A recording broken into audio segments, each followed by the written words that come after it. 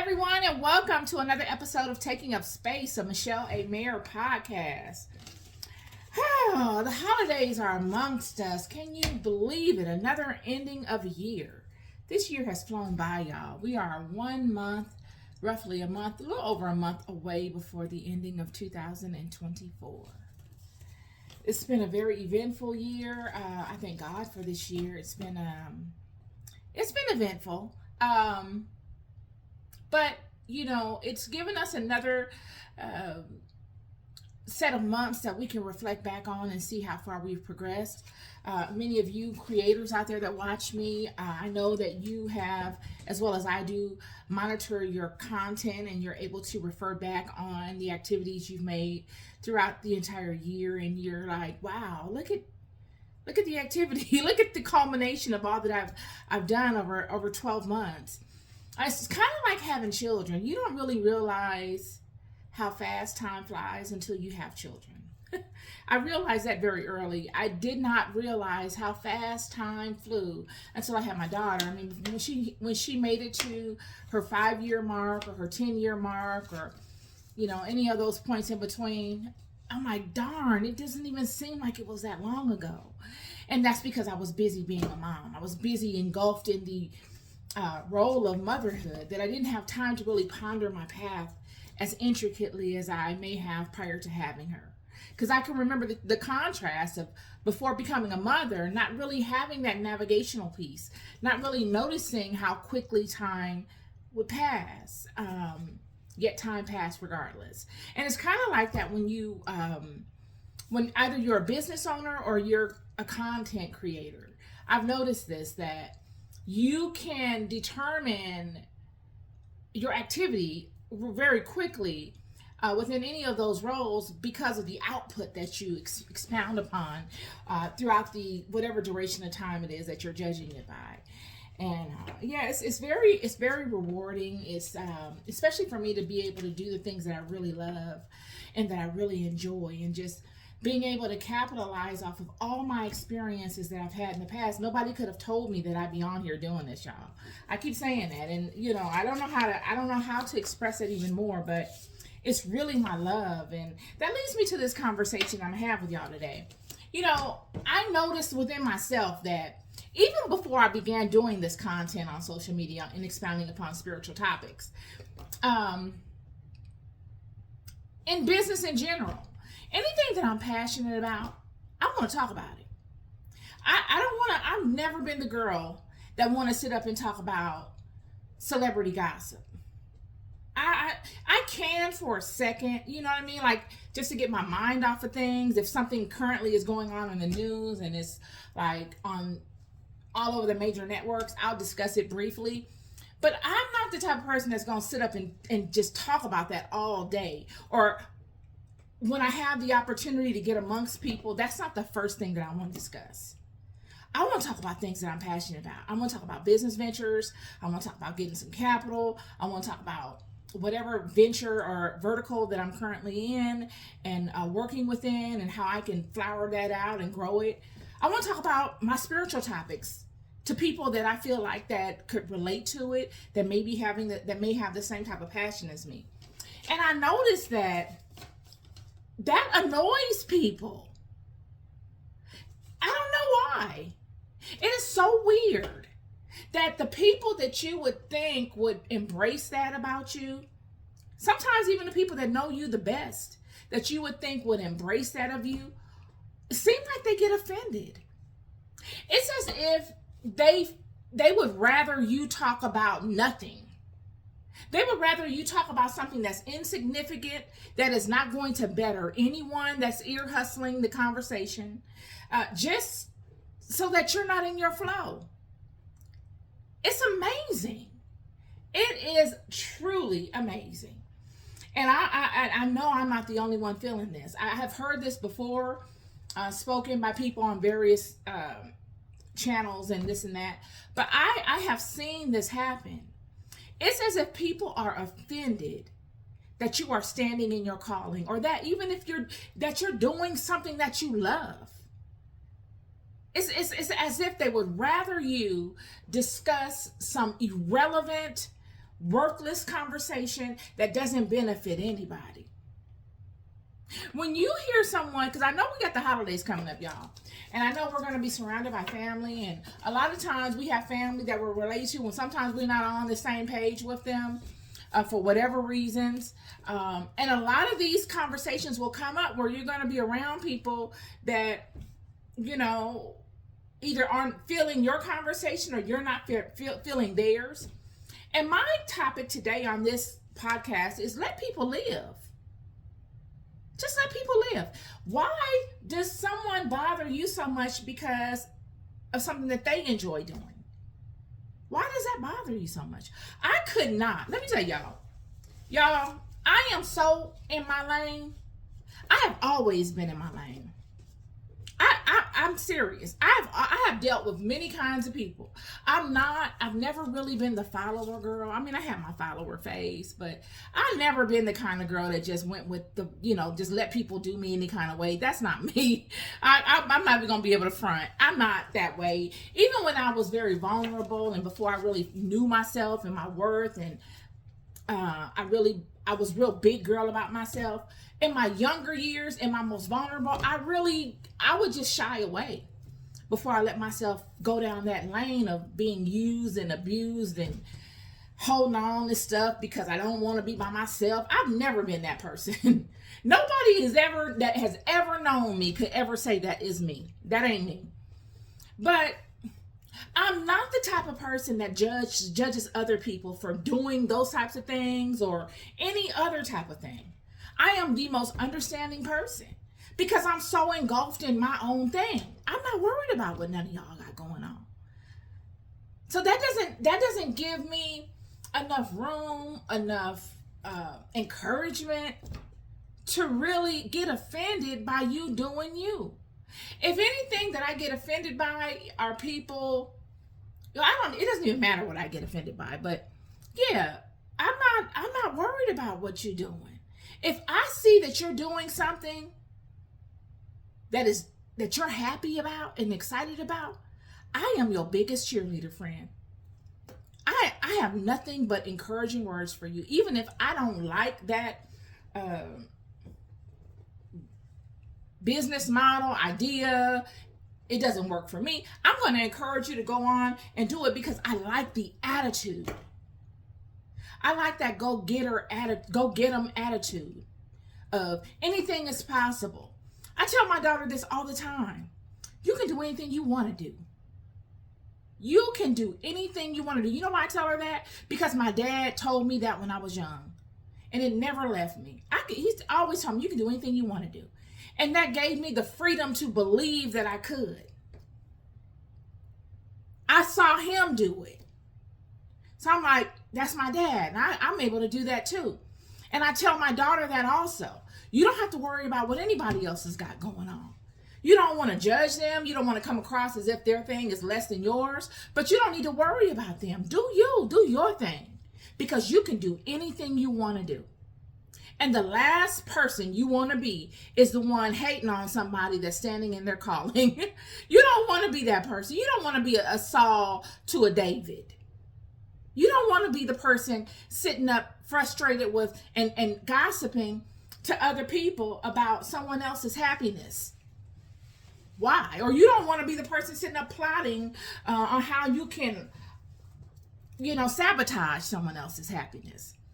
So I don't know why, I do know why I wanted to speak to that, but I just felt that it's necessary. And I share things with you guys that I currently deal with or have dealt with or that I see amongst people because they're relevant. You don't let nobody stop your show, y'all. You got to keep going. You have to keep going. And you can't let it defeat you mentally. You can't make it allow you to push or suppress that which is overflowing in you down. You have to build up a resistance against it. And how do you build up a resistance against it? You keep doing it. And you stay in the flow of it. And the flow of it will energize you. You just need to stay mindful of certain type of people and their energies. You don't let them change you. But you might need to minimize your activities around those people once you spot them. And that leads me to this conversation. All these activities are building aspects in the one that experiences such for leadership capabilities. These are things that leaders go through, friend. You might not know it, and you might be young, you might even be older, and you've experienced these things, and you're wondering, why am I going through these things? Dang, why am I experiencing these things? Why can't I just, fall into these different cliques like everybody else in the world? Well, maybe God didn't design you to be that way. Maybe God designed you to create your own thing. And all of these hardships that you come in and out of in the form of, naysayers, people that don't really support you, but that act like they do until you come around and you're shining your light and you can tell it bothers them. All these scenarios feeling like, I don't fit into this and I don't fit into that, and I might not be wanted over here, or I might not want to go over there. All these different things lead you to a place of deeply knowing yourself. Because, friend, let me tell you something. It's not about people. It's not about them. It's about how you see you and how you allow yourself to continue moving forward and get the most out of the experience by delivering the most from the experience and receiving the most and converting that negative into a positive so that it serves you. All these things are designed to make you a formidable leader, friend, because there will come a time in your life where you will want to testify. You will want to offer up your experiences to help somebody else. You'll want to offer up your experiences to assist someone else in navigating those waters that you swam in and that you know so well. That's what it's about. And many of you will get there. All you got to do is keep going. Auntie is telling you things that I know. I'm not hopeful. I'm not, hypothetically speaking. I'm speaking facts that I have experienced and that I have seen time and time again. These are all things that leaders go through. I wrote a couple of notes down. You can't have a shoulder full of stripes. I was listening to Nipsey Hussle. And he was talking about all my life. I've been grinding all my life. I was listening to that. And I was thinking, you know what? That's some real stuff. That's some real stuff, boy. All you gotta do is listen to it. You might not be a rap fan. I'm a rap fan. But even if you listen to it, it's definitely for the doers. Not the fakers, but the doers. And I got to thinking, and he's saying, I made some notes off of what I was thinking. Not really about the song, but just in life in general. You cannot have experiences, tremendous experience, a shoulder full of stripes. You can't be a general in God's army and no one knows it. You can't. It's an oxymoron. It's like oil and water. Because to be a general in God's army, friend, you have come in and out of enough. Your armor is worn and torn and battered and dented and dull. Your sword, the handle is weathered. Whether it's a metal handle or a leather handle, it's signs of extensive use to it. None of your armor is shiny and new. Ain't none of it shiny and new. It is obvious.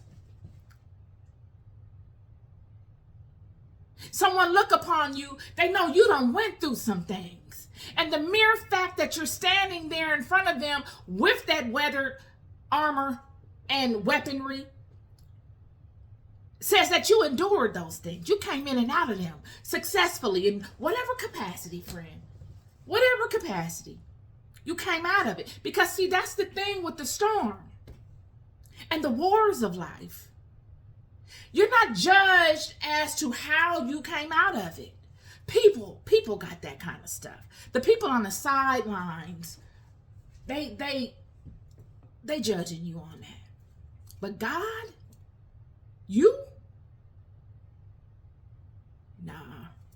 You're judged by the fact that you were able to endure. Because in God's war, as a child of God in God's army, the only way you endure is by leaning in on God. That shows that you had submitted to the will of God as a soldier in God's army. You submitted.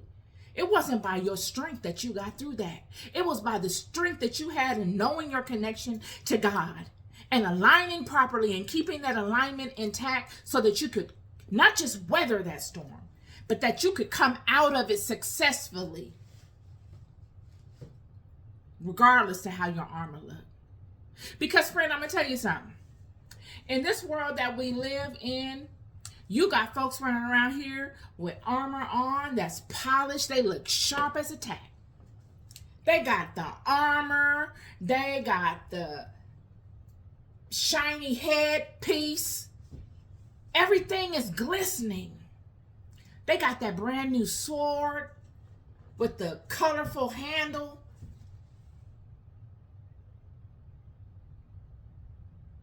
And they parade around like they are the epitome of a soldier, of a warrior. Yet they ain't got no experience, friend. They coming through with that armor like Saul gave David to go battle Goliath. And David said, "No, I can't trust that. I don't know nothing about that. That's y'all stuff. But I got these rocks and I got this slingshot. I don't know nothing about that. And this is way too serious of a battle for me to be trying something new." See, and that's the thing. People will put and expound a lot of attention and detail in on what's shiny and looks nice, yet it has no substance. It ain't got no substance. And in the heat of the battle, at any given time, when you need to really be about what you're about, it will fail you. And the onlooker and the one in the costume are neck to neck. The onlooker might have more power than the one in the costume. He's not, or she's not able to utilize that weaponry to its fullest extent because it has no experience.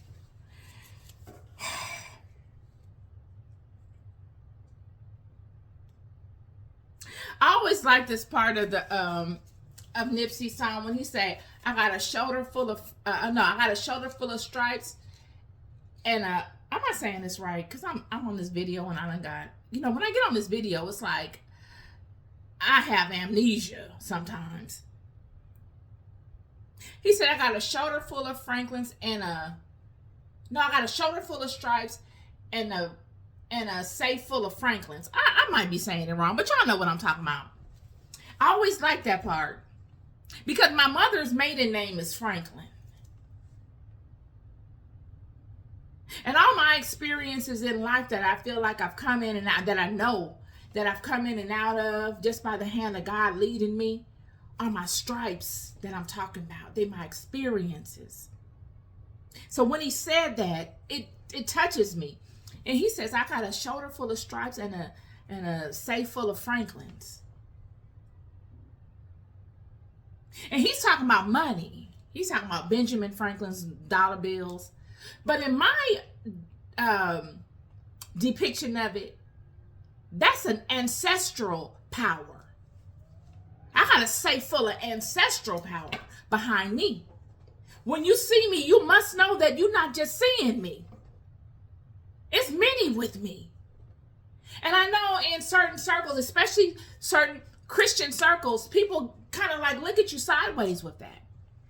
But I must remind you that when God led these children out of Egypt and all throughout the wilderness and throughout the promised land and all their many journeys outside of that, one thing that God told all of the leaders from Moses all the way down to Hezekiah, especially during Hezekiah's reign, during Hezekiah's reign, through Daniel, and all of that which we fell into, and all of the mighty men that bucked and that fought against what came upon them. What gave them the inspiration to do such things? It was the memory of all of those people that had come before them, and the might that God had over those people in leading them. Those were their ancestors, weren't they? I'd like someone to hear to debate me on that. We want to discredit all our power. we discredit all of our power, y'all. We throw the baby away with the bathwater around here. We strip ourselves of all of our power, just natural power. Power in the blood. God told Moses, God told every leader of the children to remind them. How can you remind the children of all the greatness that God did without including your ancestors? Why? How? How can you? And we all, and see, it becomes a verbal kind of thing where, no, God said don't worship your ancestors. Yeah, you don't worship anybody but God.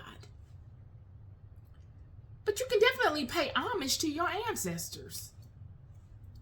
You think my mother passed away and I'm just gonna forget her? Are you crazy? You guys are funny. So when Nipsey says, and nobody can make me forget her. You're not about to spook me out of what I know. That's the vessel in which gave me life. That is the vessel that God used to birth me into this world. And just because she did something as natural as transition from this world, I can't ever think of my mom. I can't honor my mom. I can't bring her up. I can't speak to her in the silence of my mind or in my home. Are you crazy? Okay, I'm going to keep going. So like I said, when Nipsey said, I got a shoulder full of stripes and a safe full of, I might be saying it backwards.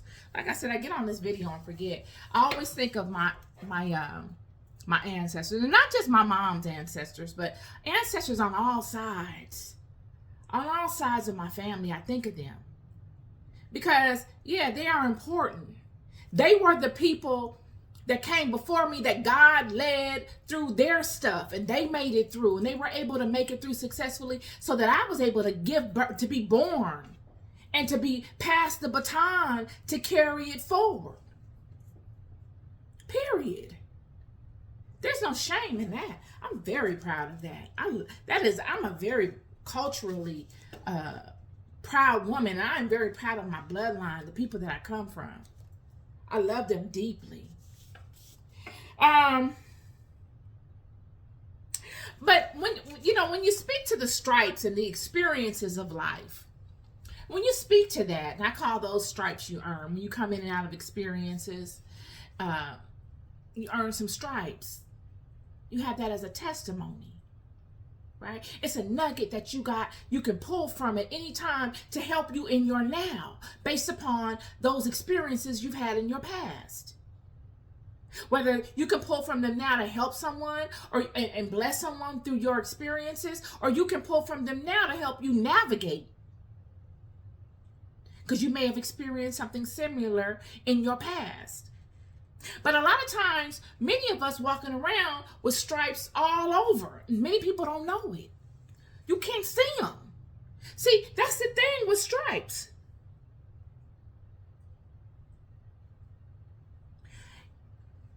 You can't reach out and touch them. They are a thing that you know, yet they give you leverage in your experiences. They give you an advantage because of your experiences in having them and accumulating them. They give you leverage. Experience is leverage. They allow you to lead instead of being led. Yeah. We all at one time or another will be led in life. Nobody is born here and just leads their whole life, just born leader. I'm just leading my whole. No, you was a leader at one time until you were able to get enough experiences under your belt, and then you were able to lead. That's how it works. Yet they allow you the knowledge. Once you've accumulated enough experiences, you get knowledge as to who you allow in your ear, who you allow to impress themselves upon you, because you know that bad information is detrimental. Bad information is a time waster, because bad information leads you to fruitless experiences. It leads you in the wilderness, friend, for a season when you could have been off doing something else. They allow you, these experiences, these stripes, allow you to distinguish who can have your ear as well, who is worthy of your ear.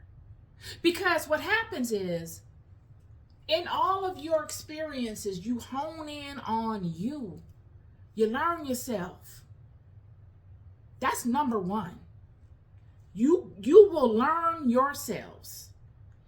In any acquisition of any stripe along the way, whatever it may be, in order to have obtained it, you had to have depended upon you. Period. You've had to be able to depend on your own counsel. You've had to hone in on both you and the God within you and depend on that.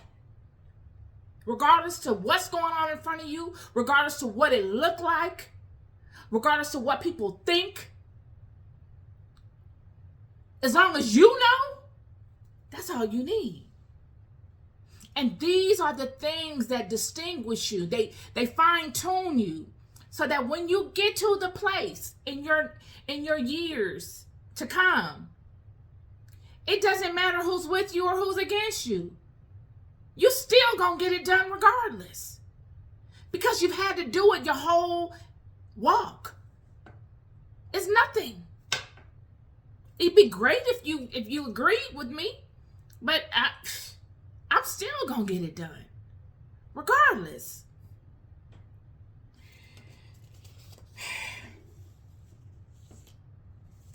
Spiritual scars and stripes you don't see and feel, like I said. You can't touch them. I'm sorry. Spiritual scars and stripes you can't see, but you feel. You can't go out and touch them. You can't go out and see them. They must be felt. If I walk upon you and I hear you speaking to something troubling you, and if I can relate to your situation based upon my past experiences, and I pour into you, my relatability, my truth will connect to your yearning, and something in you will acknowledge that, making the connection. And that connection is what you feel. It's what I feel. These experiences, all the wisdom, you can't touch it. You can't pick it up in a box, put it in a box and take it with you and just, oh, let me hoard it because I don't want anyone to steal it. Nobody can steal it. It's all yours. It never leaves you. It's you. And the only way that it pours forward is by a feeling that you get from someone else that taps into something within your library. The millions of experiences you've had in your life. That one experience that's being conveyed, that feeling, is connected to a feeling of an experience you've had in yourself. And those two combine And the pouring forth is what allows you to feel it. Experiences. You don't see them, you feel them.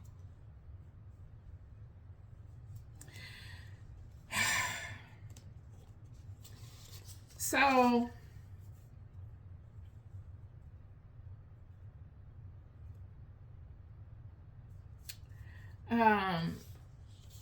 yeah, this is my conversation today. Because I was watching the Mike Tyson fight. Y'all, I want to bring this up real quick, too.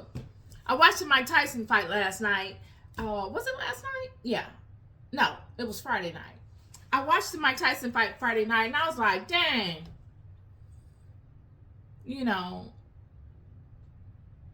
I don't see a loser in that fight. I know many people want to, and that's how people are. People want to judge and say, oh, well, you know, that was rigged, and you know, Mike did this, and Mike is old, and this and that and the other. We all gonna get old, friend. Getting old is a blessing. Regardless to if he was tired or if it was rigged. I mean, you know, many people are saying it's rigged. Regardless, why can't you find virtue in that? We always want to knock somebody. That man has had the most tremendous walk. When I look at Mike Tyson, y'all, I always equate great people with biblical characters. Because, you know, these Bible stories mean so much to me. I see reality in them. I really can feel the struggle of these people. And that's how you get the most out of the text, is by being able to really empathize and see it for what it is. Not as a fairy tale, not as a hope, but in its rawest aspect. And when I see Mike Tyson, I see King David's Benaiah. That's Benaiah. Benaiah was David's most formidable warrior. If Benaiah got after you, friend, it was all bad. It was bad. It was bad for you. Benaiah went down and attacked a lion in a pit. He went down in the pit on a snowy day and fought with a lion with a club. Was it a club? I want to say it was a club. Mike Tyson has had one of the most triumphant and courageous walks. I mean, sure, you can micromanage anyone's walk and pick it apart and find all kind of inconsistencies and troubles and all kind of stuff. But when you see him in that rink, when you look at Mike and he's doing that face off, Mike looking like he's psychopathic. Like, he's looking like he just, the opponent is always like, arr. Mike is looking like, oh yeah, like the nice guy next door. And then he come out that corner on you and it's all over. He on you like a monkey, like a bear. So when I see him in his, at 58, he's fighting this young man who's on his way up, who's in his 20s. I see a passing of a baton. I see a passing of a baton. Regardless, if I would assume the young man legitimately won that fight. But even if whatever scenario many people want to concoct, regardless, it's a passing of a baton. It's an honorable approach to one saying, I've had a good run. Friend, I done had a great run. I'm going to pass the baton. Yet many people will look down on that. And they will focus all of their attention on that one fight. When this man has had a library of fights that were tremendous. I'm talking about Man, some of you guys need to really look at Mike Tyson's past fights. I can remember being a little girl and just feeling the adrenaline watching them fights. That's Benaiah. That's a mighty man of God. Regardless to whatever God he adheres to, it don't even matter. He got the heart of a son of God. That's a champion's heart. That's the heart that God wants his children to have. That's what that is. That's the heart of, you will not defeat me. I don't care. Even if I lose this fight, I didn't lose the war. Okay, you will not defeat me. And when I focus in on you, it's over for you. That's Mike. I don't want to get too much on it, but you know, I don't like it when people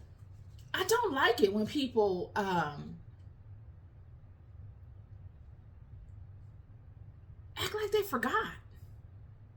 Like Roy Jones said, y'all must have forgot. People have amnesia. They get amnesia real quick. And that's because many people, we're in a society now where your attention span is so shortened. And people are proud of that. Like, oh yeah, I can't watch TV. I don't like to read. Oh, well, not read. I don't like to watch things for long. You know, I get sleepy. That's not something to be proud of, friend. You can't control yourself. You are the master of your temple. You can't control yourself. You let yourself control you. I'm just saying. This is my conversation for y'all today. I don't want to come off judgmental, but these are my thoughts. Because, you know, it's always a time when a champion has to sometimes sit in the corner.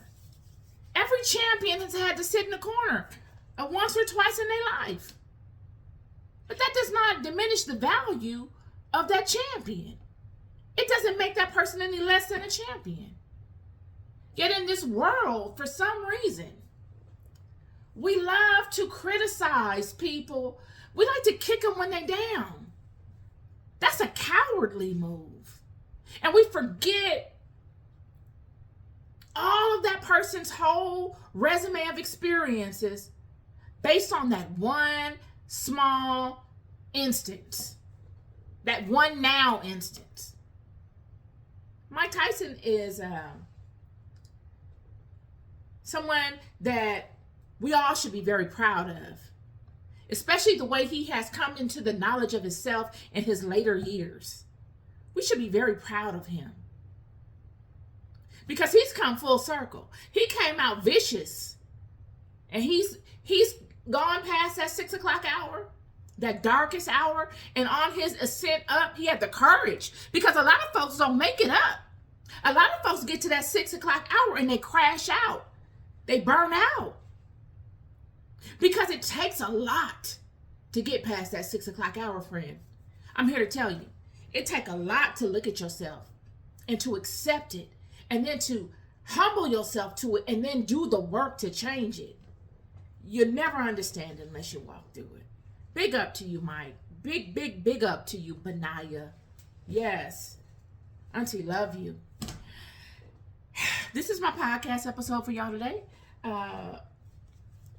Until next time, peace and love.